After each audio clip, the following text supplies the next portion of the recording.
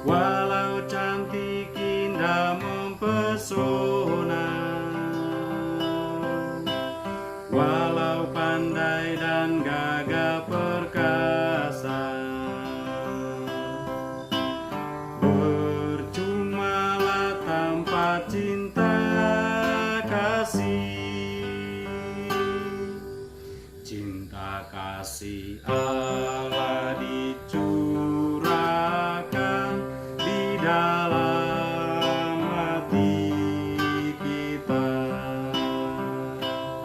oleh Roh Ilahi, sumber cinta kasih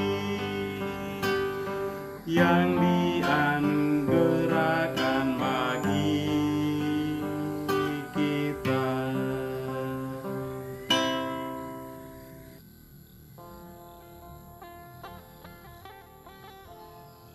Kasih adalah ukurannya.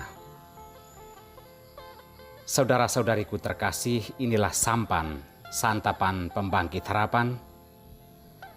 Bersama saya Pater Domi Kevi SVD. Hari Kamis pekan biasa ke-23 tanggal 10 September tahun 2020. Saudara-saudariku terkasih, suatu ketika kita akan diadili berdasarkan kasih, bukan pengetahuan. Tuhan mungkin tidak akan pernah bertanya, kamu lulusan apa? IP-mu berapa selama kuliah? Atau juara berapa selama kamu mengenyam pendidikan di TK, sekolah dasar, sekolah menengah? Tuhan juga tidak akan bertanya, kamu pernah ikut les bahasa Inggris, kimia, fisika, atau mengikuti berbagai macam kursus. Hanya satu yang akan ditanya kepada setiap manusia, apakah engkau mengasihi sesamamu? Kasih adalah ukuran apakah kita akan dianggap pantas di hadapan Allah atau tidak. Saudara-saudariku terkasih, Yesus dalam memberikan nasihat kepada murid-muridnya menegaskan kasih sebagai satu-satunya ukuran apakah seseorang akan diselamatkan atau tidak. Dalam penekanannya, Yesus meminta kita agar tidak sekedar mengasihi, tetapi melakukan yang lebih dalam, yakni mengasihi musuh dan mengasihi yang tidak mengenakan bagi diri kita. Dalam sebuah pernyataan, Yesus mengatakan, apakah jasamu jika kamu mengasihi hanya orang-orang yang mengasihi kalian? Sebab orang berdosa pun melakukan hal yang sama. Yesus meminta kita untuk mengasihi musuh, dan tentang hal ini adalah hal yang paling sulit dan paling berat bagi semua manusia. Akan tetapi inilah kasih yang sesungguhnya menurut Yesus.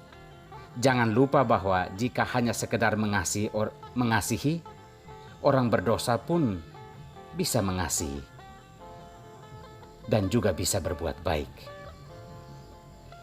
Kebaikan dan kasih kita terukur ketika kita sudah mampu memaafkan, mengasihi dan mencintai serta mendoakan mereka yang dalam pandangan kita adalah musuh atau orang yang tidak kita sukai.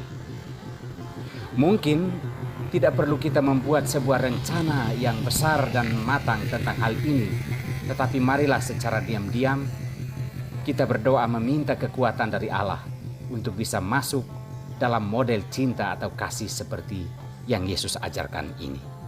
Saudara-saudariku terkasih, Paulus dalam suratnya kepada jemaat di Korintus mengingatkan kita bahwa mengapa harus kasih atau mengapa kasih adalah ukuran bagi keselamatan setiap manusia. Karena orang yang mengasihi dikenal oleh Allah. Itu menurut Paulus. Pengetahuan membuat orang congkak dan memandang rendah manusia lain yang tidak seperti dirinya. Maka jika mau setinggi apapun pengetahuan, tetaplah kasih tidak tergantikan tempatnya di dalam hati kita. Tuhan tidak akan bertanya tentang prestasi intelektualmu di muka bumi ini, tetapi Ia akan bertanya, apakah kamu sudah mengasihi sesamamu, terutama mereka yang adalah musuhmu? Ingat, Hakim Kita hanya satu, yaitu Tuhan. Jika Dia saja mencintai orang yang baik dan orang yang jahat, mengapa kita tidak mengasihi, tetapi malah menghakimi lebih dari yang Tuhan Allah lakukan kepada kita? Tuhan memberkati kita semua.